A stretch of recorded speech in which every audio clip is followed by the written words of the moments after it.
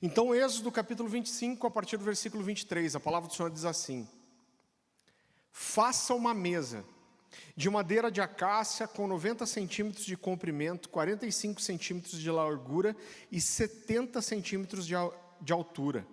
Revista de ouro e faça uma moldura de ouro ao seu redor.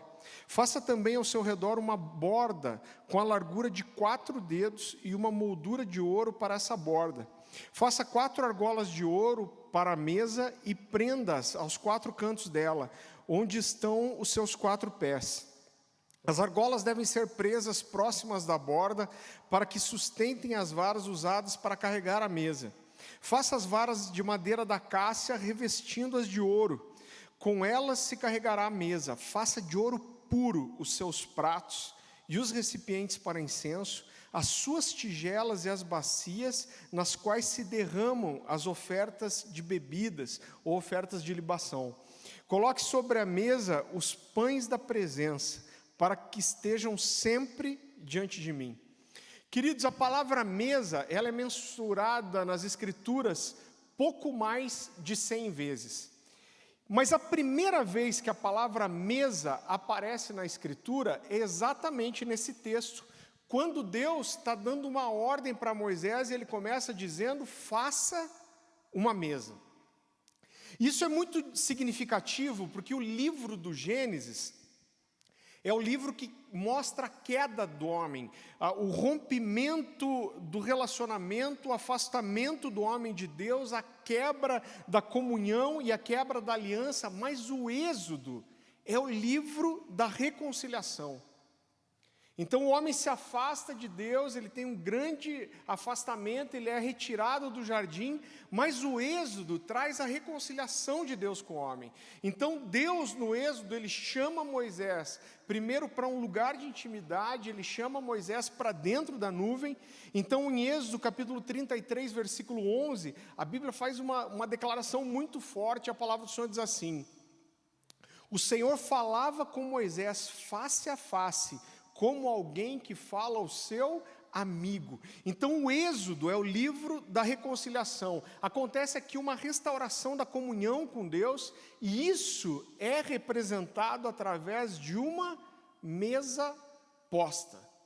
Então Deus manda aqui Moisés preparar uma mesa dentro da sua casa. Quando Deus desenha o tabernáculo e manda Moisés construir, ele dá uma ordem para que Moisés preparasse uma mesa dentro da sua casa, dentro do santuário, e uma mesa que haveriam ali pães que seriam apresentados a Deus, mas que seriam comidos pelo sacerdote. E é muito interessante que cada detalhe dessa mesa, ele foi minuciosamente ditado por Deus. Então essa mesa era uma mesa muito especial, coberta de ouro, dentro do santuário. Exatamente no lado oposto dessa mesa ficava o candelabro de ouro que iluminava continuamente essa mesa. E essa mesa era tão especial para Deus que Deus não permite que Moisés use a criatividade dele. Deus dá todos os detalhes, a medida, como deveria ser carregada, a altura que devia ter, o diâmetro, como as bordas deveriam ser feitas, ela deveria ser toda coberta de ouro, e cada detalhe é descrito por Deus. Por quê?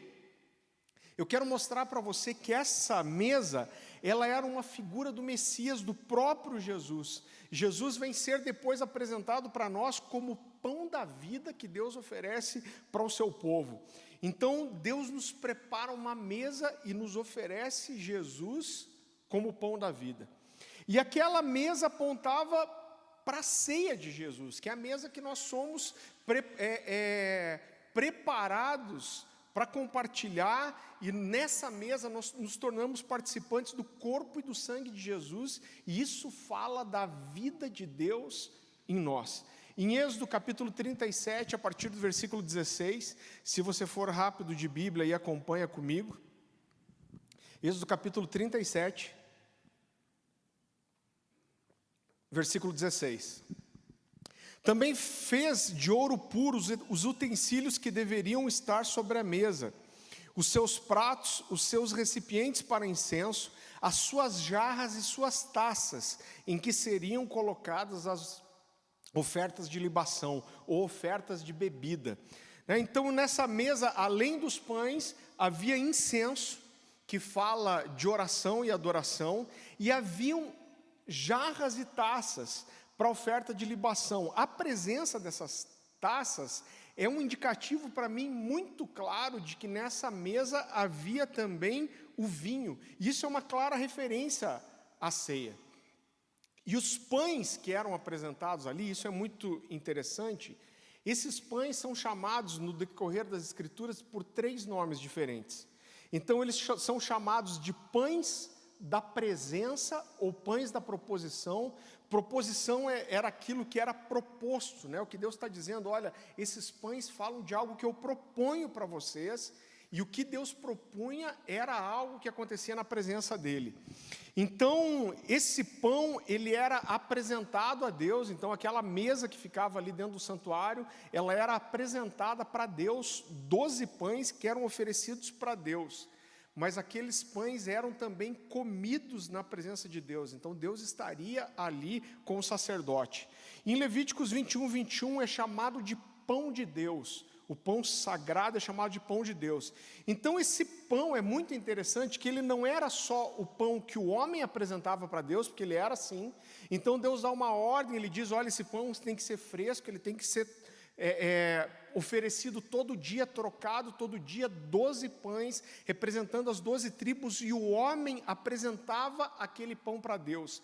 Mas ao mesmo tempo, esse era o pão que Deus dava para o homem. Então Deus fala, olha, vocês vão trazer esses pães para mim, esses pães vão se chamar pães da presença. Por quê? Porque quando você apresentar esses pães, eu vou estar lá. Mas depois de você entregar o pão para mim, eu entrego o pão para você. Porque depois disso, Deus chamava o homem para se servir da mesa com ele. Então Deus disse, você me dá o pão, e eu te chamo para comer esse pão comigo, junto da minha presença. Prepara essa mesa para mim, me sirva, mas depois eu te chamo para comer desse pão comigo na minha presença. E o pão é chamado também, em Números 4:7, de pão contínuo.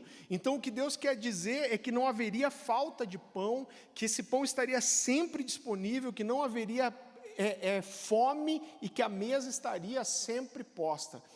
E eu quero mostrar para você, querido, que existe na Bíblia o que eu tenho chamado de uma cultura da mesa. A mesa faz parte daquilo que é a essência do cristianismo. Então o cristianismo, ele é totalmente relacional. O cristianismo fala da construção não de um CNPJ, ou de uma organização, ou de uma religião, mas o cristianismo fala da instituição de uma família. E isso mexe muito com o meu coração, porque fala do único Deus, Criador do céu e da terra, completo em si mesmo, mas que decidiu ter uma família de muitos filhos. Uau, cara, isso mexe com o meu coração. O Deus que se fez homem e desceu como homem e comeu à mesa com seus amigos, lavou seus pés, partiu o pão e deu para eles de comer. E eu vejo que a oração sacerdotal de Jesus, ela fala muito sobre isso. É a última oração que Jesus faz pelos seus amigos, os seus discípulos, antes de ser depois crucificado e subir aos céus. Então, em primeiro lugar, Jesus ele prepara uma mesa, ele lava os pés dos seus amigos, ele oferece o pão, ele come, e depois de cear com seus amigos, ele faz essa oração. Eu quero que você vá rapidamente comigo, João capítulo 17.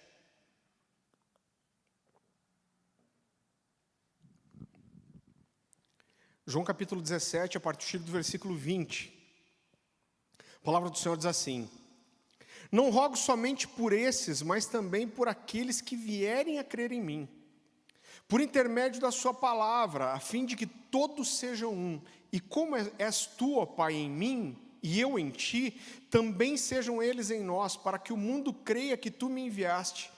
Eu lhes tenho transmitido a glória que me tens dado, para que sejam um como nós somos, eu neles e tu em mim, a fim de que estejam aperfeiçoados na unidade, para que o mundo conheça que tu me enviaste e os amaste, como também amaste a mim, Pai. A minha vontade é que onde eu estou estejam também comigo os que me deste, para que vejam a minha glória que me conferiste, porque me amaste antes da fundação do mundo. Pai justo, o mundo não te conheceu, eu porém te conheci, e também esses compreenderam que tu me enviaste, eu lhes fiz conhecer o teu nome, e ainda o farei conhecer, a fim de que o amor com que me amaste esteja neles, e eu neles esteja. Então Jesus, ele não quer só se relacionar conosco, isso é muito claro nas Escrituras, mas o desejo dele é que nós nos relacionemos com ele e com o Pai, mas que nós tenhamos também relacionamento e unidade, intimidade uns com os outros, e a mesa fala disso. O lugar que Jesus escolheu para revelar, ressaltar, trazer como exemplo foi uma mesa. Jesus queria ensinar isso para os seus discípulos antes de fazer essa oração. Então ele ora por unidade, ele fala da unidade, de estarem juntos, de fato de se amarem uns aos outros, revelar a sua vida, mas antes de Jesus fazer essa oração, antes de Jesus ensinar isso, ele leva esses caras para a mesa, ele lava os seus pés e ele serve pão e vinho para eles. E é muito interessante porque Jesus nessa mesa, ele dá uma ordem. Jesus quer dizer com isso, ele quer mostrar que ele está sendo intencional, ele está dizendo, olha, a gente não está só jantando junto e matando a fome aqui, mas ele está dizendo, eu vou ser entregue nas mãos de salteadores, eu não vou estar mais com vocês, e ele está dizendo, eu preciso que vocês entendam algo. E quando ele prepara a ceia, ele serve a ceia para os seus discípulos, ele dá uma ordem, e a ordem é, repitam o que eu estou fazendo, deem continuidade. Jesus fala, olha, vocês vão repetir o princípio de servir, vocês vão repetir o princípio da ceia, e vocês vão repetir o princípio da mesa. Jesus reforça isso em Lucas, você não precisa abrir, Lucas 22, 20, Jesus diz assim, ó, façam isso em memória de mim. Então ele está dizendo, quando vocês estiverem juntos, vocês sentarem à mesa, vocês comerem juntos, vocês estão celebrando e trazendo à memória aquilo que eu fiz, o exemplo que eu dei, o meu sacrifício, a minha vida. Então ele diz, tomem um exemplo, e não se esqueçam disso, repitam, continuem. Eu acho muito interessante que Paulo, ele complementa isso. Então, lá em 1 Coríntios capítulo 11, versículo 26, Paulo vai dizer, olha, façam isso em memória do Senhor até que Ele venha. Então ele está dizendo, façam e façam de volta e continuem fazendo e repitam e vão para a mesa de volta e façam outra vez até que Ele venha. E eu acredito que um dos grandes erros que nós podemos cometer em relação à ceia é transformar ela apenas num ritual e deixar de entender o que a ceia realmente significa. Você sabe que existe uma expressão que eu percebo que é muito mal interpretada. As pessoas às vezes confundem discernir o corpo, né, que Paulo fala lá de trazer condenação, como se a falta de discernir o corpo fosse tomar a ceia em pecado. Agora, não é disso que Paulo está falando. 1 Coríntios 11, 29, né, ele usa essa expressão, e ele diz, pois quem come e bebe sem discernir o corpo do Senhor, come e bebe condenação para si. Agora, do que Paulo está falando? Qual era o contexto? O que era esse não discernir o corpo? E eu acho que a resposta está um pouquinho antes. Então eu quero que você vá comigo para 1 Coríntios, primeira carta de Paulo aos Coríntios, capítulo 11. A gente vai ler a partir do versículo 17. A palavra do Senhor diz assim, entretanto, nisso que vou lhes dizer, não os elogio, pois as reuniões de vocês fazem mais mal do que bem. Em primeiro lugar, ouço que quando vocês se reúnem como igreja, há divisões entre vocês. E até certo ponto eu o creio, pois é necessário que haja divergências entre vocês, para que sejam conhecidos quais dentre vocês são aprovados. Quando vocês se reúnem, não é para comer a ceia do Senhor, porque cada um come e bebe a sua própria ceia, sem esperar pelos outros. Assim, enquanto um fica com fome, outro se embriaga. Será que vocês não têm casa onde comer e beber? Ou desprezam a igreja de Deus e humilham os que nada têm? Que lhes direi? Eu os elogiarei por isso? Certamente que não. Quando a igreja fazia uma ceia, isso era chamado de festa ágape. Havia uma festa da ceia. Festa ágape fala da festa de amor. Então, aquela reunião era para celebrar a vida de Jesus. Esses caras se reuniam na mesa para celebrar a vida de Jesus e para celebrar o amor. Mas o que Paulo está dizendo aqui é que quando eles ceavam, não havia comunhão e muito menos amor. Então ele está dizendo, olha, quando vocês se reúnem, cada um de vocês está preocupado com o seu. Vocês não esperam uns pelos outros na mesa, enquanto uns se fartam, e ele fala, chegam até a ficar bêbados, né? Outros vão para casa com fome.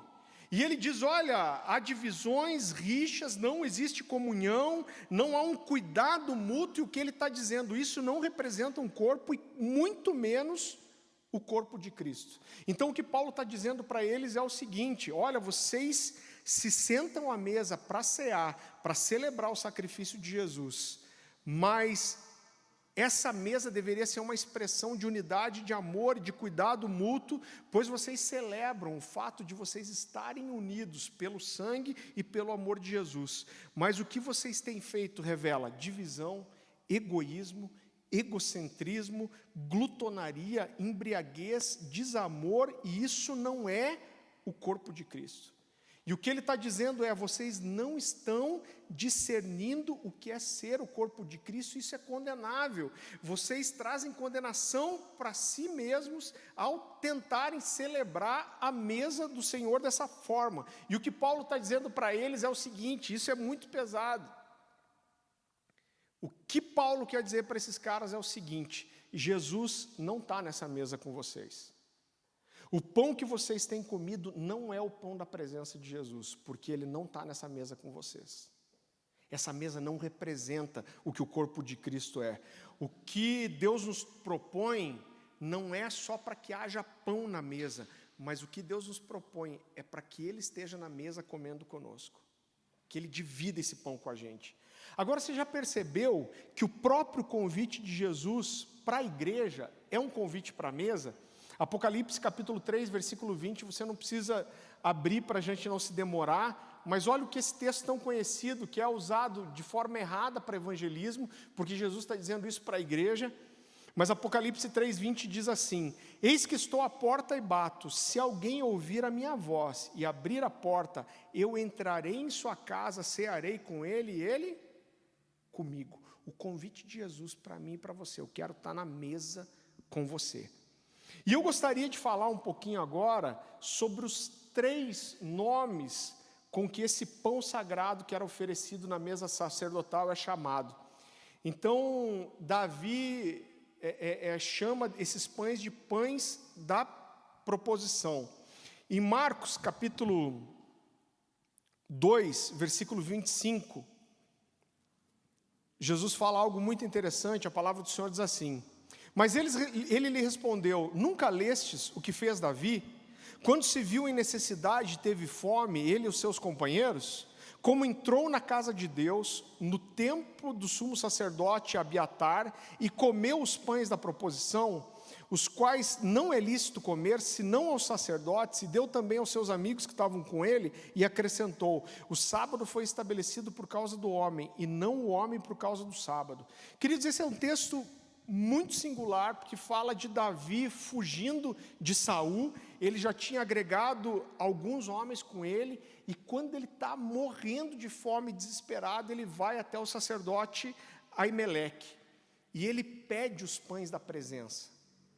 Então ele diz, olha, pega esses pães que são oferecidos para o sacerdote e me dê para comer, para matar minha fome e a fome dos meus companheiros. Agora, por que isso é singular? Porque, na verdade, só o sacerdote podia comer esse pão e só dentro do tabernáculo. Era um pão santo para ser comido na presença de Deus. Mas ele diz, eu estou com fome e eu quero comer esse pão. Agora a Bíblia diz, a referência a 1 Samuel, capítulo 22, versículo 10, que Aimeleque consultou a Deus. Então Davi pede os pães, ele fala, espera aí, eu vou consultar a Deus. Ele consulta a Deus e volta para Davi já com os pães. E ele dá esses pães para Davi, e Davi come e dá também aos seus amigos. Agora, sabe o que é mais interessante aqui? é que Saul foi rejeitado por Deus e tem o seu reinado tirado dele por uma coisa muito parecida. Saul apresenta holocaustos de gratidão a Deus sem a presença do sacerdote. É algo muito parecido com o que Davi fez. Só que Davi é citado como um exemplo por Jesus e Saul é condenado. Agora, qual é a diferença? Vá comigo lá para 1 Samuel capítulo 13. A partir do versículo 11. 1 Samuel capítulo 13, a partir do versículo 11. A palavra do Senhor diz assim: Samuel perguntou: o que fizeste? Respondeu Saul: vendo que o povo se ia espalhando daqui, e que tu não vinhas nos dias aprazados, e que os filisteus já tinham se ajuntado em Miquimás, eu disse comigo mesmo. O que ele está falando é o seguinte: quando Samuel chega, Saul já tinha oferecido sacrifícios, e ele não podia fazer isso sem a presença de um sacerdote. E aí Saul está tentando aqui argumentar. Ele diz,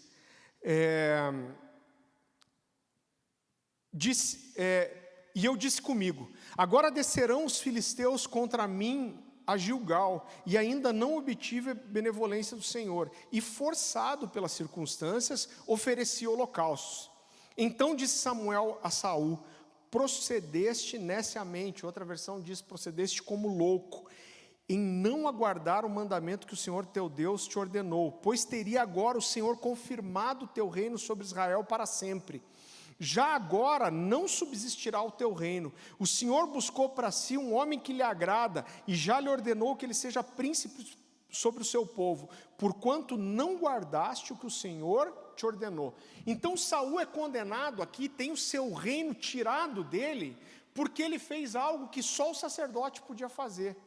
Agora Davi fez a mesma coisa. Qual é a diferença entre os dois? E eu acredito que um pouco para frente a gente vai perceber a diferença do coração de Davi e do coração de Saul, que foi o que fez um ser aprovado e outro rejeitado por Deus.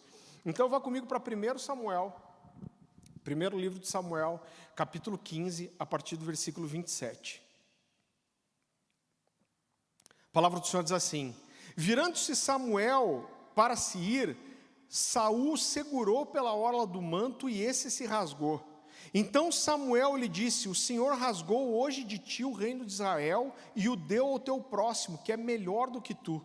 Também a glória de Israel não mente, nem se arrepende, porquanto não é homem para que se arrependa. Então disse Saul: pequei, honra-me, porém, agora diante dos anciãos e do meu povo, e diante de Israel, e volta comigo para que eu adore o Senhor. Querido, o que esse texto mostra para nós? Primeiro, Davi pede para Emelec consultar o Senhor. Ele fala: eu quero comer o pão. A Emelec fala: eu vou consultar o Senhor. Ele fala: beleza, eu vou esperar. E o que Davi queria era suprir a necessidade, a sua fome e a fome dos seus amigos. Então Davi queria dar pão para os seus homens, queria ir para a mesa com esses caras, queria supri-los, queria comer com eles. Agora, quando a gente estuda o texto um pouco mais, a gente percebe que nessa guerra, Saul proíbe os homens de comerem. Então ele diz: todo mundo vai jejuar, não que o jejum seja uma coisa ruim, mas mesmo quando esses soldados estavam exaustos, exauridos, ele proíbe os soldados de comerem até que os inimigos fossem vencidos. Mesmo quando esses caras estão famintos, exaustos, e ele chega a amaldiçoar, ele diz: olha, maldito seja aquele que comer pão. Por quê? Porque ele só pensava nele, no que ele queria, ele só pensava na sua imagem diante da liderança de Israel e diante dos homens. E quando Samuel diz para ele: se foi rejeitado por Deus, ele não se importa com Deus. Ele não se importa com Samuel. A única coisa que ele queria é que ele queria ficar bem diante do povo. Ele não estava preocupado com a aprovação de Deus, mas ele queria a aprovação daquelas pessoas. Ele estava preocupado só com ele, com a sua imagem. Não se preocupava com a aprovação de Deus. E eu percebo que isso fez toda a diferença. A atitude era semelhante, fazer algo que só o sacerdote podia fazer, mas o coração, a motivação com que foi feito era totalmente diferente. O pão santo é chamado também de pão de Deus. Então, como eu disse anteriormente, ele não era só o pão que o homem oferecia para Deus, porque era assim, Deus dá uma ordem, você vai trazer esse pão para mim. Mas ele era o pão que Deus dava para o homem também, porque depois que o sacerdote oferecia, ele chamava o sacerdote e falava, você vai comer desse pão na minha presença, eu te dou o pão também. E é importante a gente entender que dentro do contexto do Novo Testamento, todos nós somos sacerdotes. O sacerdócio aqui não fala de uma figura do pastor, do líder, mas fala de uma figura de todos nós. É o que Deus está propondo para nós. Você vai me oferecer algo, mas eu vou te dar uma mesa. E essa mesa é a mesa da minha presença. Eu vou comer pão com você e você comigo. Talvez o salmo mais conhecido de todos seja o Salmo 23. E Davi começa esse salmo dizendo assim, o Senhor é o meu pastor e nada me faltará. Muito conhecido. E Davi, nesse salmo, ele está comparando Deus a um pastor de ovelhas, e ele fala aqui de cuidado, de proteção e de provisão, e no versículo 5 ele diz assim, preparas-me uma mesa na presença dos meus adversários, unge a minha cabeça com óleo e o meu cálice transborda. Então era algo muito comum na antiguidade, que os anfitriões que tinham posses, eles fizessem festas para celebrar a aliança e a amizade com seus amigos. Então eles organizavam uma festa, eles chamavam seus vizinhos, chamavam seus amigos para celebrar o quê? A amizade. E quando essas pessoas chegavam, o calor intenso do Oriente Médio, do deserto, e o vento ressecava demais a pele. Então, quando se fazia um banquete, você recebia alguém na sua casa, você ungia a testa com óleo, porque esse óleo, ele hidratava a pele, ele perfumava a cabeça e ele melhorava o aspecto do convidado. Quando ele fala do cálice transbordar, ele está falando de abundância, de prosperidade, mas quando ele diz, me preparas uma mesa na presença do meu adversário, tem algo muito especial aqui. Era algo comum na antiguidade, que quando havia uma guerra e um dos exércitos ganhavam, e os líderes, os líderes do exército, os príncipes, o rei até, eles eram vencidos, isso é uma coisa pesada, eles tomavam todos os despojos de guerra, eles preparavam uma mesa com a comida que eles tinham despojado do inimigo, e eles amarravam os inimigos na frente, e eles faziam uma ceia, uma mesa diante dos inimigos, para o cara estar celebrando a vitória e comendo do despojo na frente de quem perdeu a guerra. Então, o que Davi está dizendo aqui, e Deus o está usando para se apresentar para nós como aquele que luta as nossas guerras, que peleja em nosso favor, e que apesar das batalhas virem, no final, Ele unge a nossa cabeça com óleo, o nosso cálice transborda, e Ele nos prepara uma mesa diante dos nossos inimigos. O pão santo é chamado também de pão contínuo. Números 4:7 e 2 Crônicas 2:4 chamam o pão santo dessa forma. Então a mesa dentro do tabernáculo, ela deveria sempre estar posta, nunca deveria faltar pão e nem a presença de Deus. Por isso que é chamado também de pão da presença. As duas coisas não podiam faltar. Não podia faltar o pão e não podia faltar a presença. Abra comigo em João capítulo 6, versículo 33. Esse pão era uma clara referência a Jesus.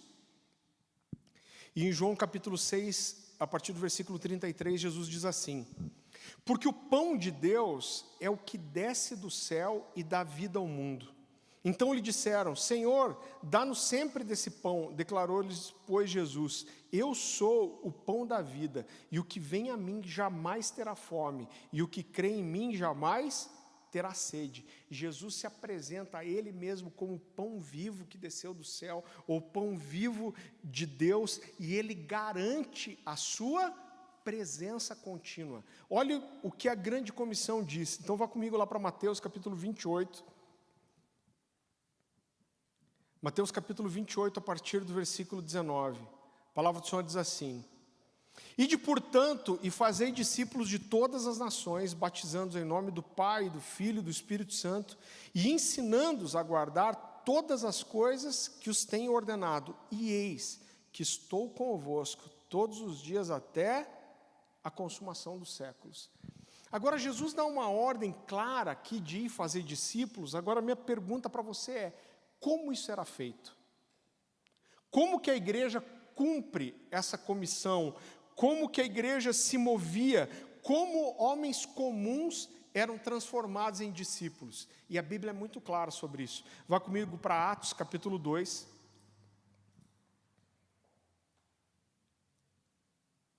A partir do versículo 44. A palavra do Senhor diz assim: todos os que creram estavam juntos e tinham tudo em comum. Vendiam as suas propriedades e bens, distribuindo o produto entre todos, à medida que alguém tinha necessidade. Diariamente, perseveravam unânimes no templo, partiam o pão de casa em casa e tomavam as suas refeições com alegria e singeleza de coração, louvando a Deus e contando com a simpatia do povo. Enquanto isso, acrescentava-lhes o Senhor dia a dia os que iam sendo salvos. Então, esse texto é tão curto, mas ele traz grandes verdades que falam sobre isso que eu tenho chamado de cultura da mesa. Ele diz, olha, eles estavam juntos, eles tinham tudo em comum, eles partiam o pão de casa em casa, eles faziam as suas refeições com alegria, com o coração simples, e Jesus estava sempre com eles. Então era assim que a igreja existia, que ela se movia com uma cultura de um relacionamento vivo, intenso, profundo em torno de Jesus e em torno da mesa. Então existe aqui, queridos, uma verdade espiritual por trás da mesa, existe um princípio de mesa. Eu amo esse texto que eu quero ler com você, Jeremias capítulo 23, a partir do versículo 18. A palavra do Senhor diz assim: porque quem esteve no conselho do Senhor e viu e ouviu a sua palavra, e esteve atento à sua palavra e a entendeu. É muito interessante porque a palavra que é traduzida aqui nesse texto como conselho é a palavra code. E code fala de uma reunião familiar à mesa. A tradução literal e talvez a tradução até mais próxima, quando ele fala quem esteve no conselho do Senhor, o que Deus está dizendo aqui é o seguinte: quem de vocês se reuniu intimamente na mesa comigo e ouviu a minha voz e entendeu o que eu disse? Ele está dizendo o meu convite para você, para que a gente esteja junto na mesa como uma família. E por toda a Escritura, nós vamos ver Deus ensinando um princípio de relacionamento, de intimidade, de atenção e cuidado mútuo, uma cultura de mesa, de partir do pão e de dividir a vida. Então, por isso que não existe igreja sem relacionamento, cara, não existe. É uma das coisas que mais mexem comigo, é o olhar para a escolha de Jesus na sua última noite como homem. O que você faria na sua última noite? Eu gosto sempre de perguntar isso quando eu leio esse texto. Cara, você tem 33 anos de idade, você sabe que você tem uma missão, um chamado, e você sabe que é a sua última noite vivo como homem. O que você faria? Eu lembro que uma vez eu li esse texto e pensei, cara, se fosse minha última noite, eu acho que eu ia gravar um monte de vídeo, eu ia dar meu testemunho, eu ia escrever um livro. Só que sabe o que Jesus, o Deus que se fez carne, Criador do céu e da terra, o que Ele escolheu para fazer na sua última noite como homem foi preparar uma mesa e jantar com esses 12 caras. Cara, isso é muito significativo. Jesus sabia que ele ia morrer, ele está dizendo, olha, eu não vou estar mais com vocês, mas ele manda preparar uma mesa, e ele lava os pés desses caras, e ele gasta provavelmente a maior parte da noite sentado na mesa, comendo com esses caras e conversando com eles. E eu acho muito interessante, porque quando Jesus começa a lavar os pés dos discípulos, eu me identifico, porque pensa num cara sanguíneo, era Pedro, né? Pedro é até engraçado, porque Jesus fala, vou lavar seu pé. Ele fala, de jeito nenhum você vai lavar meu pé. Aí Jesus fala, se eu não lavar seu pé, você não tem parte comigo. Então lava o pé, a cabeça, lava inteiro. Pedro era a essência do cara sanguíneo. Agora olha como esse texto é precioso. Abra lá comigo, João capítulo 13. João capítulo 13, a partir do versículo 4. Levantou-se da ceia, tirou a vestimenta de cima, está falando de Jesus, e tomando uma toalha, cingiu-se com ela. Depois deitou água na bacia e passou a lavar os pés aos discípulos e a enxugar-lhes com a toalha com que estava cingido. Aproximou-se, pois, de Simão Pedro, e esse lhe disse: Senhor, tu me lavas os pés a mim? Respondeu-lhe Jesus: o que eu faço não sabes agora, compreendê-los-á depois. Disse-lhe Pedro: nunca me lavará os pés. Respondeu-lhe Jesus: se eu não te lavar o pé, não tem parte comigo. Por quê? Porque o que Jesus estava ensinando aqui era o exemplo da mesa, do comunhão, de servir. Então, para mim, quando Pedro diz para Jesus: jamais você vai me lavar o pé, e Jesus responde: se eu não lavar teu pé, você não tem parte comigo. Para mim é como se Jesus estivesse dizendo: Pedro, cara, se você não entender isso aqui, se você não entender o que eu estou fazendo hoje, se você não entender o exemplo que eu dei de serviço, se você não entender isso, você não entendeu nada, e você não vai poder fazer parte daquilo que eu estou para fazer na terra. Porque é forte essa declaração. Jesus está dizendo: cara, se eu não lavar seu pé, você não tem parte comigo. Então, para mim, o que Jesus está dizendo é: cara, se você não entender isso, se você não entender esse princípio que deve ser repetido, se você não entender o que eu estou fazendo aqui, cara, você não entendeu nada, você tem que pular fora, e você não pode fazer parte. E nessa mesma mesa, um pouco para frente, Jesus disse para os seus discípulos, João capítulo 15, versículo 15, eu já não os chamo servos, mas os chamo de amigos. Então, isso é uma das coisas que mais mexe com o meu coração em relação à ceia. A gente tem a ceia hoje. Nessa mesma mesa, isso para mim eu já li esse texto e fiquei meditando e falar: Deus, Jesus faz uma promessa nessa mesa da ceia, e a promessa está lá em Mateus capítulo 26, 29, quando Jesus diz assim: e digo-vos que dessa hora em diante, cara, Ele é o Deus Todo-Poderoso, Criador do céu e da terra, onipresente, onipotente, e digo-vos que dessa hora em diante não beberei desse fruto da videira até o dia em que hei de beber de novo convosco no reino do meu Pai. Então é como se Jesus estivesse dizendo: cara, eu não vou mais estar aqui com vocês, eu vou para o reino do Pai, mas eu não vou mais sentar nessa mesa, eu não vou tomar do fruto da videira, eu vou esperar por vocês, até que vocês possam estar na mesa comigo de volta. Cara, é o Deus que se fez homem, está dizendo para um bando de... Sério, que acho que todo mundo aqui já teve raiva dos discípulos, né? Está olhando para esses caras e falando: olha, isso é importante para mim, e eu não vou mais sentar na mesa, eu vou esperar por vocês, até que a gente possa estar na mesa juntos. Então a vida é compartilhada na mesa nós dividimos uns com os outros a nossa vida, e a gente divide também a vida de Jesus.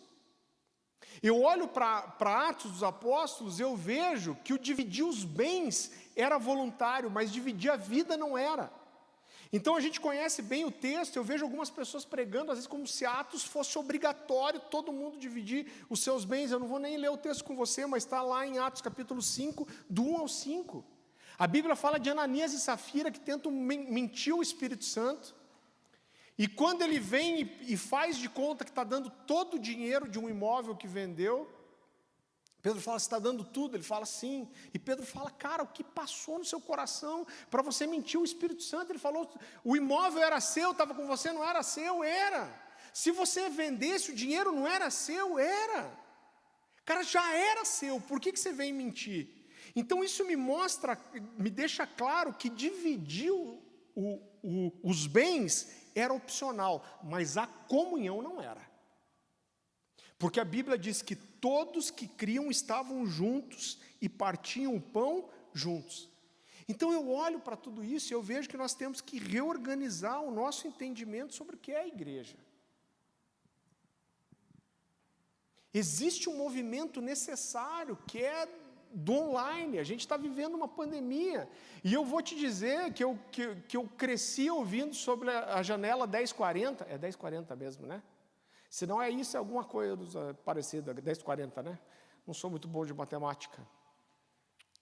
Mas falando dos povos não alcançados, cara, eu acredito que existe um campo a ser alcançado, um campo missionário, que é a internet.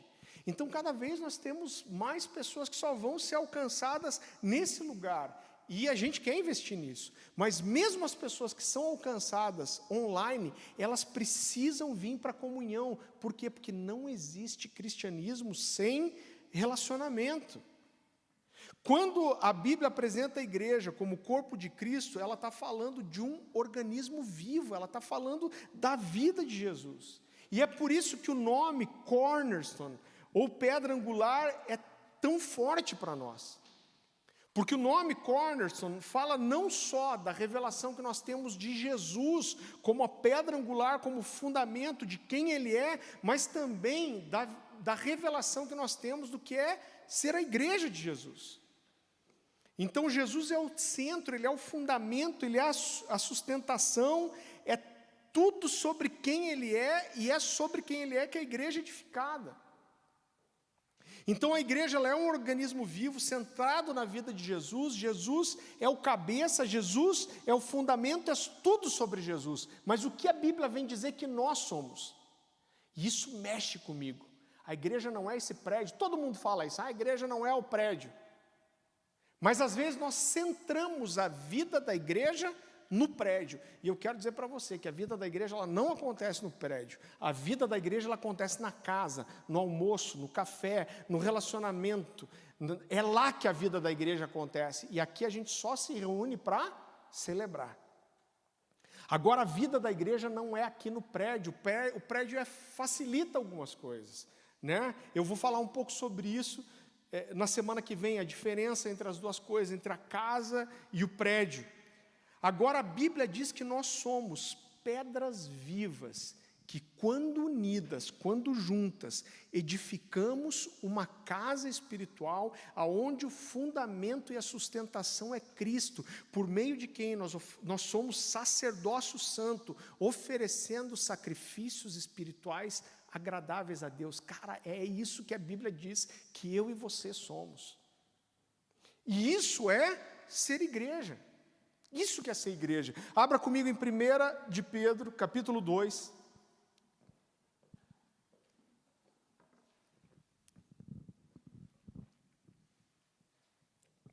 Quero pedir para o Caléu já ir ajudando aqui. Vai desenrolando o manto já aqui, Caléu. 1 Pedro capítulo 2, a partir do versículo 4. A palavra do Senhor diz assim, esse texto é um texto do coração. À medida que nos aproximamos dele, a pedra viva, rejeitada pelos homens, mas escolhida por Deus e preciosa para Ele, vocês também estão sendo utilizados como pedras vivas na edificação de uma casa espiritual, para serem sacerdócio santo, oferecendo sacrifícios espirituais aceitáveis a Deus. Por meio de Jesus Cristo, pois assim é dito na Escritura, eis que põe em Sião uma pedra angular, escolhida, preciosa, e aquele que nela confia jamais será envergonhado. Na medida que nós nos aproximamos de Jesus como pedras vivas, nós edificamos uma casa espiritual onde Deus habita. E mais uma vez, Deus prepara uma mesa para nós. Mais uma vez, nós vemos Deus preparando uma mesa e nos servindo pão. Jesus chama a si mesmo de pão vivo que desceu do céu. Ele é o pão que Deus nos oferece, como ofereceu aos sacerdotes no tabernáculo. E tudo aponta para Jesus. Tudo aponta para o nosso relacionamento com Jesus, para o nosso relacionamento com Deus e para o nosso relacionamento uns com os outros. Isso é ser igreja. Isso é ser igreja. Ser igreja fala do nosso relacionamento com Jesus e uns com os outros. E por isso que eu creio que essa pandemia, ela é desafiadora. Porque você pode ser igreja sem muita coisa. Você pode ser igreja sem um prédio. Você pode ser igreja sem recursos. Você pode ser igreja sem Desculpa aí, Caleb, sem louvor, sem adoração não, mas sem louvor sim. Mas você não consegue ser igreja sem relacionamento. É onde estiverem dois ou mais. Eu não sou igreja, nós somos. Ninguém é igreja sozinho. E quando nós tiramos o relacionamento da vida da igreja, e eu sei que existe uma corrente, eu sei que tem pessoas que têm comorbidades, eu não estou falando aqui para você descumprir a lei, para você não ter cuidado com a sua saúde, mas existe gente achando que pode congregar só online e não ter relacionamento. Não existe cristianismo sem mesa, não existe cristianismo sem relacionamento. Uma igreja que pode ser o tamanho que for, pode ter o recurso que for, pode ter as apresentações de culto mais incríveis que forem, mas aonde as pessoas não vivem relacionamento, onde eu não sei seu nome, o que você está passando, se eu não estou na mesa com você, eu estou fracassando com aquilo que é ser igreja, eu estou fracassando.